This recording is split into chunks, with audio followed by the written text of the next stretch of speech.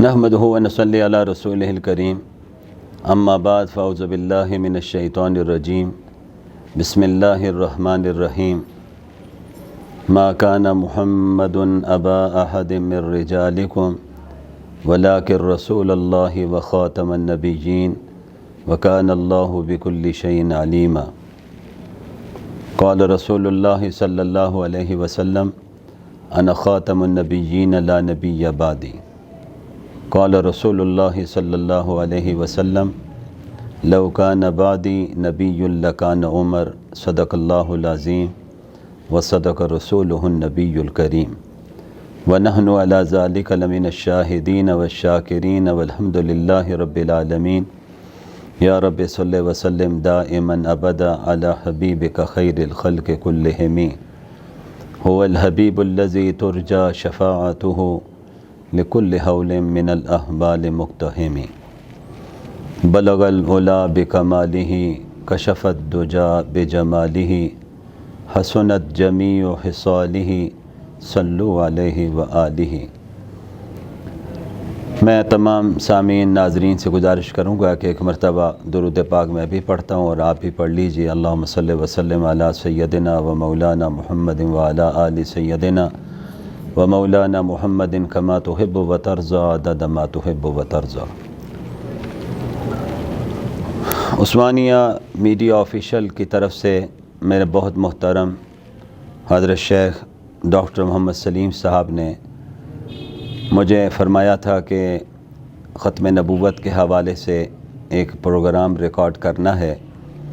اور میرے ابھی آنے والے دوستوں نے یہ بتایا کہ ماہ ربیع الاول کی نسبت سے ہم کئی پروگرام ریکارڈ کر رہے ہیں تاکہ سیرت کے مختلف پہلوؤں پر لوگوں کے سامنے قرآن و سنت کی روشنی میں باتیں پہنچیں۔ بہرحال مجھے بہت خوشی ہوئی۔ ماہ ربیع الاول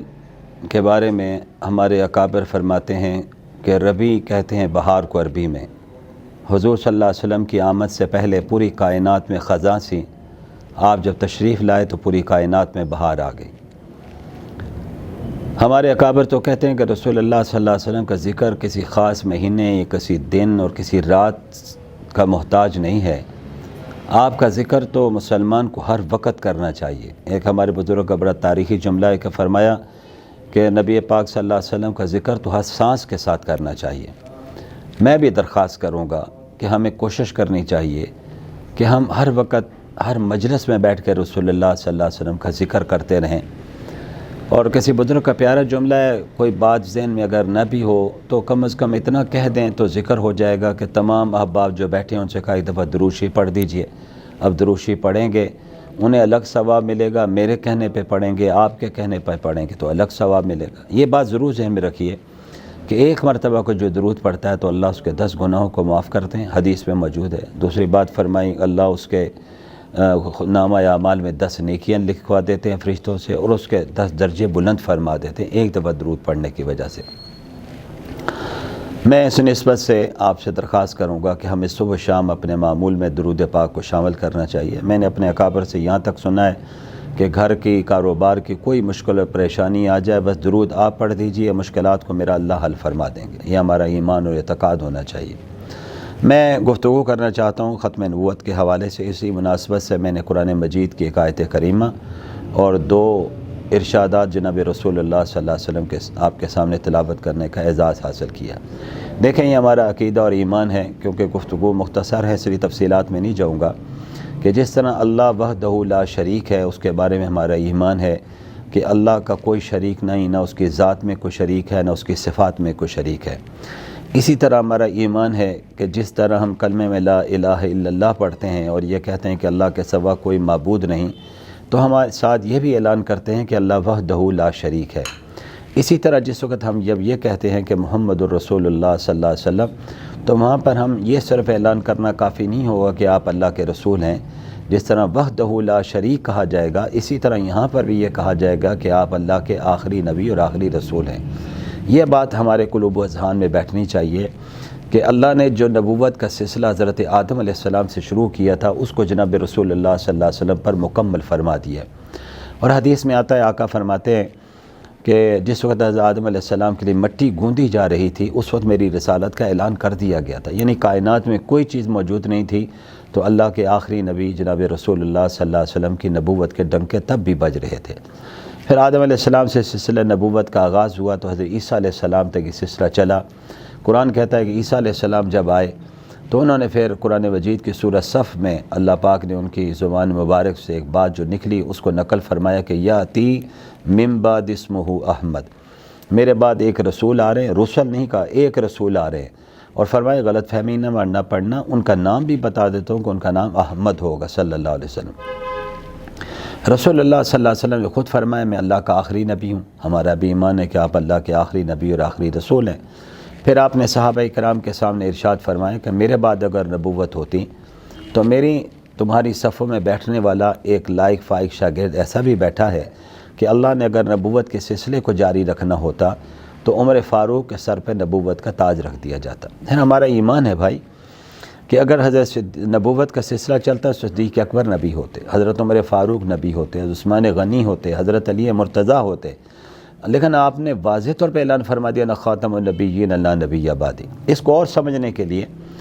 اماموں کے امام حضرت نعمان، حضرت امام ابو حنیفہ رحمۃ اللہ علیہ نے کیا عجیب بات فرمائی۔ تمام ائمہ کے اقوال آپ کے سامنے ہیں، ان کو ذرا پڑھنے کی ضرورت ہے۔ میں نوجوانوں کو ترغیب دوں گا کہ وہ نیٹ کی دنیا پر جا کے ان چیزوں کا ضرور مطالعہ کریں تاکہ ان کو معلومات حاصل ہوں۔ حضرت فرماتے ہیں کہ اگر کوئی شخص نبوت کا دعویٰ کر دے اور کوئی مسلمان اٹھے اور جا کر کہے کہ تمہارے پاس نبوت پر دلیل کیا ہے، فرمایا یہ دلیل مانگنے والا کافر ہو جائے گا۔ کیوں؟ دلیل اس بات پہ مانگی جاتی ہے جس کے بارے میں شک و شبہ ہوتا ہے۔ اللہ کے پاک نبی نے فرما دیا کہ میرے بعد نبوت نہیں، اب کوئی لاکھ آ کر بات کرے، دلائل دے، الٹا بھی لٹک جائے، ہم اس کو ماننے کے لیے تیار اس لیے نہیں ہے کہ اللہ کے پاک نبی کی زبان سے جو نکلا ہے وہ سچ ہے، وہ حق ہے اور قیامت تک کے لیے ہے۔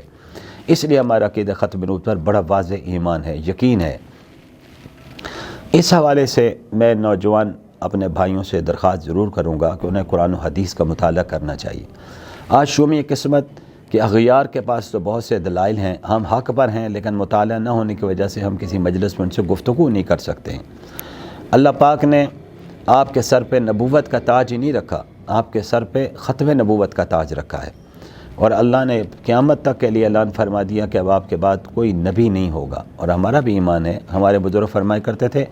آپ کے بعد پیدا ہو کر کوئی نبی نہیں آئے گا۔ یہ لفظ پر میرا غور کریں گے کہ پیدا ہو کر، کیونکہ ہمارا ایمان ہے عیسیٰ علیہ السلام پہلے پیدا ہو چکے ہیں، وہ آسمان پر زندہ ہیں۔ قرآن مجید میں اس کا ذکر تیسرے پارے میں موجود ہے، اور حدیث میں موجود ہے کہ اللہ کے پاک نبی جناب رسول اللہ صلی اللہ علیہ وسلم ارشاد فرماتے ہیں، میں یہ بھی مسئلہ بیان کرتا جاؤں، جب بھی حضور کا نام آئے تو درود ضرور پڑھنا چاہیے۔ مجلس میں بیٹھے ہوئے مرد کو بھی، عورت کو بھی، چھوٹے کو بھی، بڑے کو بھی، جب بھی آقا کا ذکر ہے۔ ہمارے اکابرین اپنی تقاریر میں حضور کا نام بار بار لیتے تھے تاکہ لوگ درود کثرت سے پڑھتے رہیں، اور یہ جب عادت بن جائے گی تو عادت ایسی ہے جو عبادت ہے، ایسی عبادت ہے کہ اللہ پاک اس کو رد نہیں فرماتے ہیں۔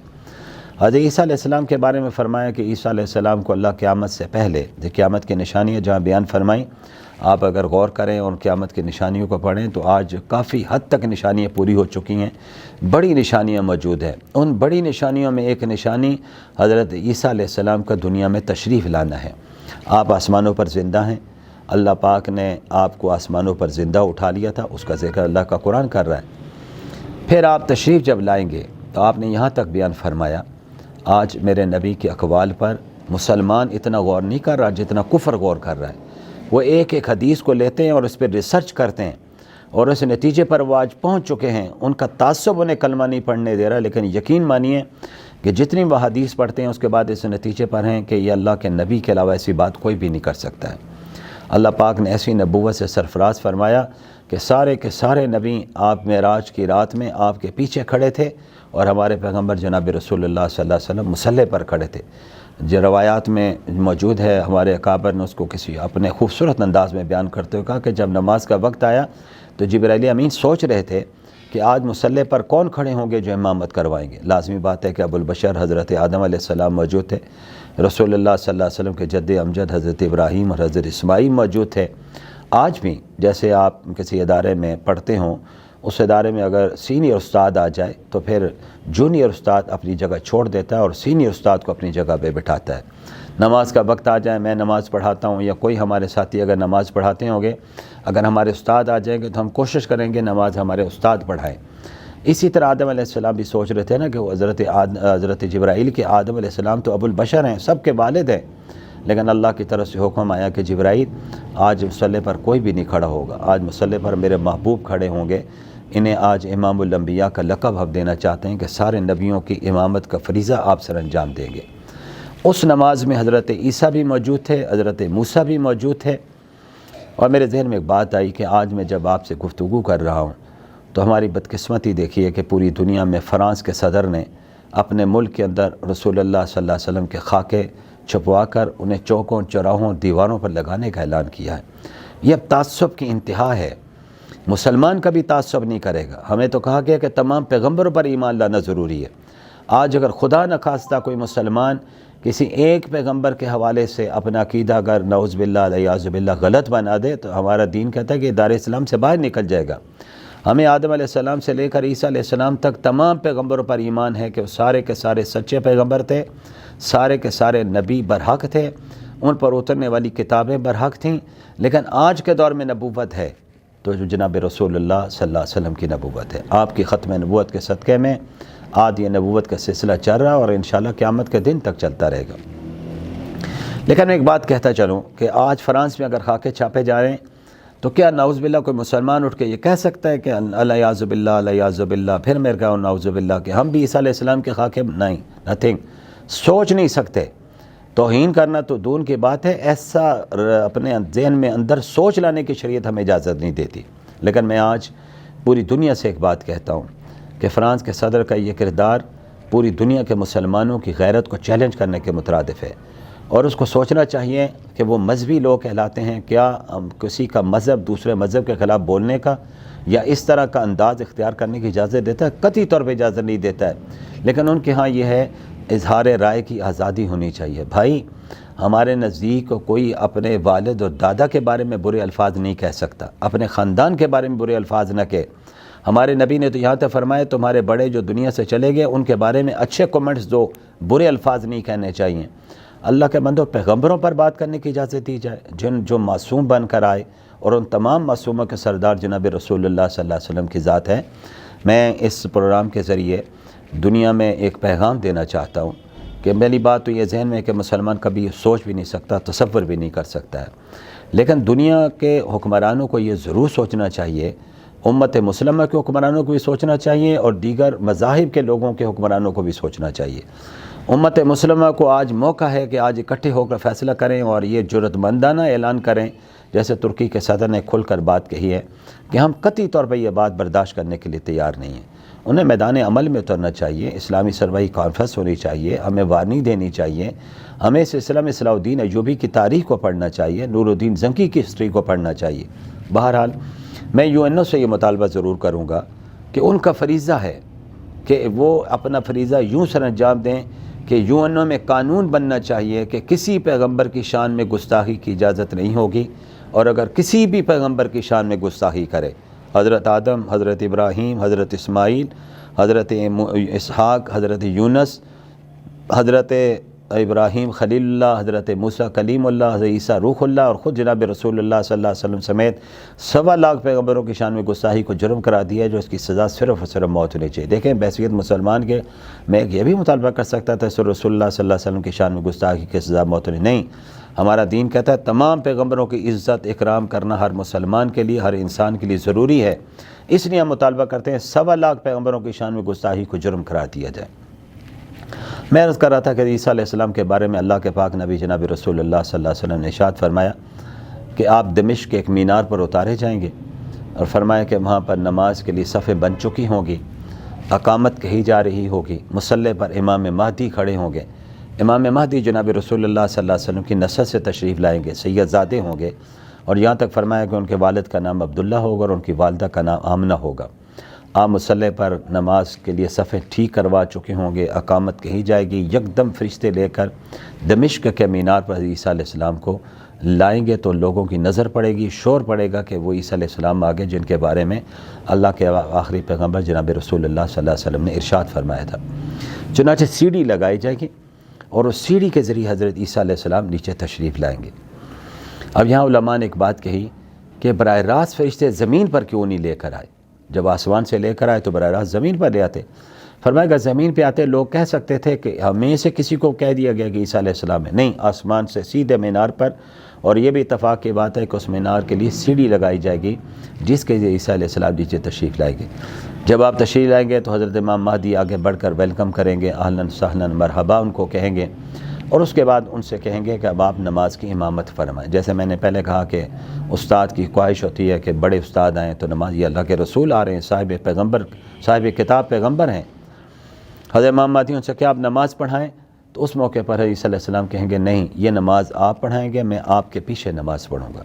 اس موقع پر جناب رسول اللہ صلی اللہ علیہ وسلم کا قول صحابہ نے نقل کیا۔ آپ نے فرمایا میری امت تمہارا کیا مقام ہوگا کہ میرا امتی امامت کروا رہا ہوگا اور صاحب کتاب پیغمبر ان کے پیچھے مقتدی بن کر کھڑا ہوگا۔ یہ بھی میسیج دے رہے ہیں عیسیٰ علیہ السلام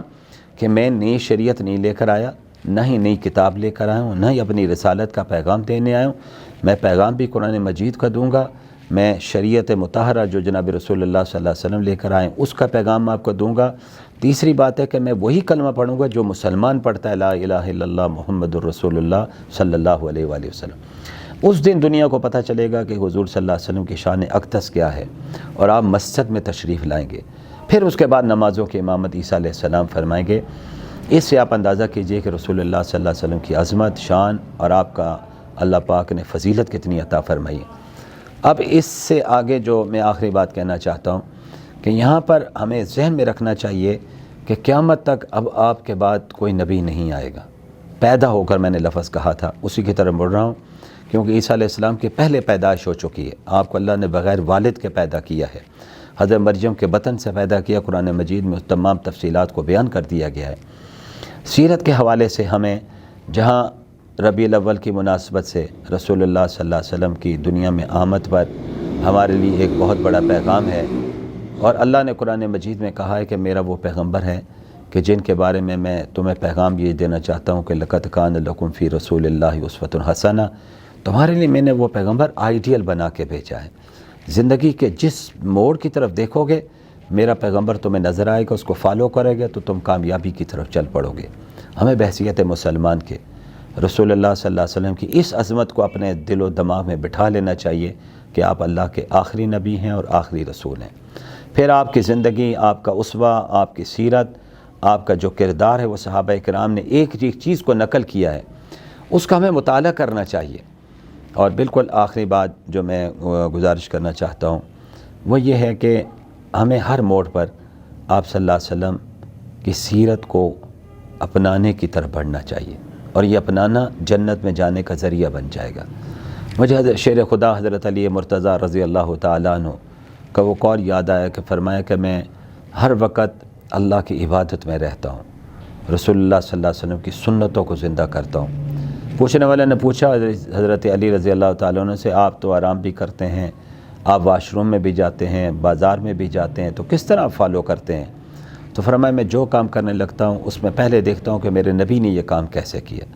جیسے رسول اللہ صلی اللہ علیہ وسلم نے کام کیا میں ویسے ہی کام کرنے کی کوشش کرتا ہوں، اور جب میں ہر کام رسول اللہ صلی اللہ علیہ وسلم کے طریقے کے مطابق کرتا ہوں تو میرا 24 گھنٹے کا عمل اللہ کی عبادت میں شامل ہو جاتا ہے۔ ہمیں عقیدے پر کوئی کمپرومائز نہیں کرنا، یہ ہمارا ایمان کا حصہ ہونا چاہیے۔ جس طرح اللہ کے توحید اور وحدانیت پر ہمارا ایمان ہے، اسی طرح رسول اللہ صلی اللہ علیہ وسلم کی رسالت اور ختم نبوت پر ہمارا ایمان ہے۔ آپ نے واضح طور پہ فرما دیا میرے بعد اگر نبوت ہوتی تو میرا یہ شاگرد عمر فاروق رضی اللہ تعالیٰ عنہ کے اندر اللہ نے اوصاف رکھے ہوئے تھے کہ ان کو بھی نبوت سے نوازا جا سکتا تھا۔ اور قربان جاؤں، حضرت ابراہیم علیہ السلام نے اللہ کے گھر جب تعمیر کیا اور اس کی جب تعمیر مکمل ہو گئی،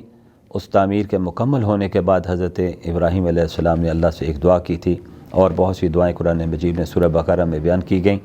آخری دعا ربنا وبعث فیہم رسولا منہم یتلو علیہم آیاتک ویعلمہم الکتاب والحکمت ویزکیہم انک انت العزیز الحکیم۔ تو یہاں کسی بزرگ کا حضرت امیر شریعت رضی اللہ تعالیٰ شاہ بخاری کا بڑا تاریخی جملہ ہے کہ گھر تعمیر کر کے اللہ سے کہا اللہ میں تجھ سے کوئی دہاڑی نہیں مانگتا ہوں، کوئی دنیاوی چیز نہیں مانگتا ہوں، بس ایک درخواست ہے کہ میری نسل سے ایک رسول بھیج دیجیے۔ اللہ نے وہ دعا قبول کی تو آمنہ کے لال تشریف لائے۔ آمنہ کے لال آئے تو انہوں نے بھی اللہ سے ایک کو مانگا تھا، وہ حضرت عمر فاروق کو مانگا تھا۔ حضور صلی اللہ علیہ وسلم حضرت ابراہیم کی مراد بن کر آئے اور حضرت عمر فاروق رضی اللہ تعالیٰ عنہ جناب رسول اللہ صلی اللہ علیہ وسلم کی مراد بن کر آئے۔ عقیدے کے حوالے سے ہمیں اپنے عقائد کی اصلاح کے لیے علماء کی مجالس میں بیٹھنا چاہیے، دروس میں بیٹھنا چاہیے، ان کے بعد میں بیٹھنا چاہیے، ان کے پروگراموں میں بیٹھنا چاہیے۔ یہ آنے والا دور فتنوں کا دور آ رہا ہے، اس فتنوں سے بچنے کا واحد راستہ یہ ہوگا کہ اہل حق کے ساتھ آپ جڑیے، اہل حق کے ساتھ بیٹھیے، ان کی مجالس کو اٹینڈ کیجیے۔ اور یہ آج جو میڈیا کا دور ہے، اس میڈیا سوشل میڈیا خصوصاً آپ کے سامنے ہے، وہ اتنا فاسٹ ہے کہ ہمارے ایمان پر اٹیک کر رہا ہے۔ اس میں بچنے کا واحد راستہ یہ ہوگا کہ ہم اگر دین پر چلیں گے، قرآن کو سامنے رکھیں گے، رسول اللہ صلی اللہ علیہ وسلم کی اسوہ کو سامنے رکھیں گے، اپنے عقائد پر اگر ہم ڈٹ جائیں گے تو انشاءاللہ عزیز اللہ پاک کریں گے کہ مسلمان کی زندگی بہترین گزرے گی اور جنت کے راستے پہ چلے گا۔ کہ آپ نے فرمایا کہ میری قبر سب سے پہلے شک کی جائے گی، میں سب سے پہلے اپنی قبر سے نکلوں گا۔ پھر فرمایا کہ میدان محشر میں میرے ہاتھ میں جھنڈا ہوگا، اس جھنڈے کا نام لوائے حمد ہوگا۔ فرمایا میرے ہاتھ میں ہوگا، جو مجھے مقام ملے گا مقام محمود ہوگا، ولا فخرہ، تمام چیزوں پر رسول اللہ صلی اللہ علیہ وسلم فرمایا میں فخر کے نہیں کہہ رہا ہوں، اللہ نے مجھے چیزیں عنایت کی ہیں، میں اس لیے اس کو بیان کر رہا ہوں۔ یہاں پر ہمارے بزرگ فرماتے تھے کہ آپ کے جھنڈے کے نیچے حضرت آدم علیہ السلام سے لے کر عیسیٰ روح اللہ تک تمام کے تمام پیغمبر موجود ہوں گے، اور رسول اللہ صلی اللہ علیہ وسلم جھنڈے کو پکڑے ہوئے ہوں گے۔ یوں اندازہ کر لیجئے، کچھ اگر دو لفظوں میں کہوں کہ اس دن سارے کے سارے باراتی ہوں گے اور دولہا جناب رسول اللہ صلی اللہ علیہ وسلم ہوں گے۔ سفارش شفاعت کا حق بھی آپ کو دیا جائے گا، آپ اللہ کریم کے سامنے شفاعت فرمائیں گے۔ میرے دعا ہے اللہ اس عقیدے پر ہمیں قائم رکھے، اسی عقیدے پر ہمیں موت دے، اور اس عقیدے کی بنیاد پر میں یقین سے کہہ سکتا ہوں کہ ختم نبوت کا عقیدہ جس کے پاس ہوگا اور عقیدہ توحید جس کے پاس ہوگا، یقیناً جنت اس کا انتظار کرے گی۔ وآخر دعوانا ان الحمد للہ رب العالمین۔